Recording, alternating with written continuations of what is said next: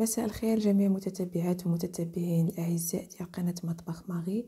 في الفيديو ديال اليوم غادي نتعرفوا على شكل جديد ديال حلوه التمر اللي ممكن اننا نزينوا به الموائد ديالنا، وكذلك نزينوا به البلاطوات ديال الحلوه اللي تقدم في احسن المناسبات.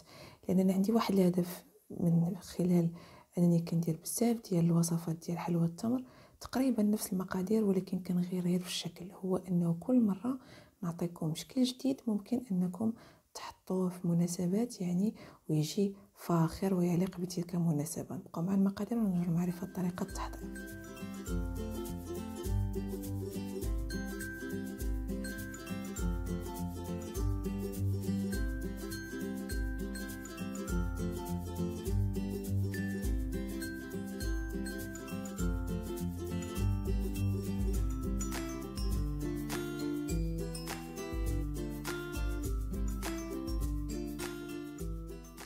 وبسم الله توكلت على الله. اول حاجه غادي ندير هي غادي ناخذ الزبده، غادي نوضعها في الروبو. بالنسبه للزبده اللي استعملت هنا زبده ديال الطاس مارغرين بدون ملح، يعني غير مملحه. غادي نضيف البيضه الكامله بحجم كبير، قبصه ملح من اجل تصحيح الذوق، الزيت النباتي. انا الزيت النباتي ضروري تكون مكتوب عليه زيت المائده، ما ديروش ديال القلي.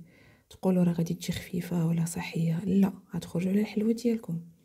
من بعد غادي نضيفوا بودره السكر، ثم ملعقتي الفانيليا. انا هنا كنستعمل البودره خصوصا الا كانت جديده، كتعطي نسمه زوينه.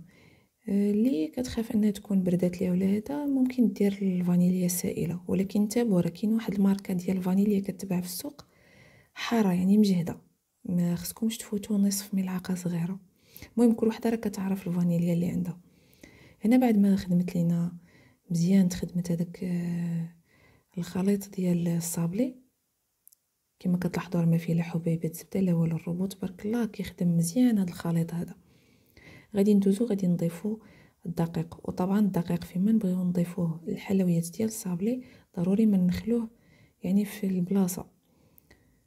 وما محتاجش نقول لكم انه ضروري يكون الدقيق اللي غنستعملوه دقيق خاص بالحلويات. صافي هنا ملي جمعناها تقريبا استعملت 670 غرام ديال الدقيق. 670 غرام ديال الدقيق، ما واصلاش ل 700، لان الحلوه ديال التمر ماشي بحال الصابلي كيبغي يوصل ل 700 غرام. حلوه التمر لا، باش تبقى لينا مرينه وتشكل لينا في يدينا كما بغينا. هنا خديت الربع ديال العجين اللي تحصلنا عليه وضفت له الملون اخضر. مع الاسف بركت بزاف على ديك القرعه ديال الملون وخرج ليا كتير. انا كنت باغا هاد المره ندير الملون هذا الاخضر يكون بارد، يعني كنت غنكتب عليه شويه غادي ندير. ساعات تبرك ليا مزيان ماشي مشكل. المهم هانتوما عرفتوا الشكل وغتعرفوا حتى الطريقه باش نصايبو. نتوما ملي تكونوا كتصايبوه ديروا غير شويه ديال الملون الاخضر. وطبعا ضروري ما نكونوا عارفين الملون النوعيه اللي واخدين، خصها تكون يعني مستخلصه من مواد طبيعيه. كاينين شي ملونات كيستخلصوه من شي حوايج غريبه وعجيبه. ضروري من الشركه اللي نتعاملوا معها نكونوا عارفين معايش كنتعاملوا. وطبعا راه الشركات راه موجودين اللي كيوفروا لنا الملونات الغذائيه الامنه.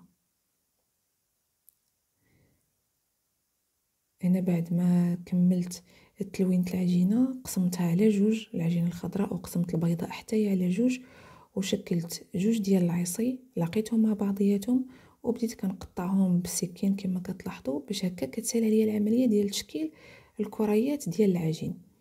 باش ملي غادي نكملوا هذه المهمه غادي ندوزو لاننا غادي نصايبوا الحشوه ديال التمر.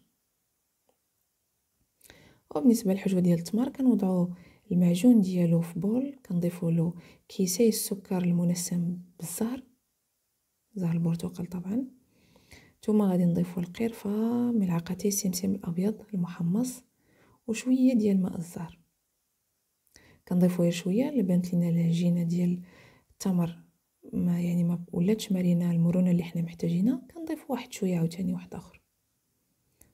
وبالنسبه لماء الزهر ضروري ما تستعملوا شي ماركه اللي تكون مزيانه باش النسمه تبقى لكم لاطول فتره ممكنه في الحشوه، لان المشكل دائما ديال التمر ان النسمه ديال الزهر كطير منه. هنا الاكياس اللي استعملت شي شويه كيحافظوا على النسمه، ولكن حتى المزهر خصو يكون مزيان. صافي كناخذوا هذيك العجينه ديالنا كنبسطوها في راحة اليد كما لاحظتوا. كنوضعوا الحشوه ديال التمر، ثم كناخذوا هذا الطابع الخاص بحلويات التمر، راه موجودين في المغرب يعني ما تلقاوش مشكل، وكنطبعوا الشكل اللي بغيناه. انا اختاريت هاد المره هاد الشكل هذا اللي جاي مخطط هكايا فيه لايرز.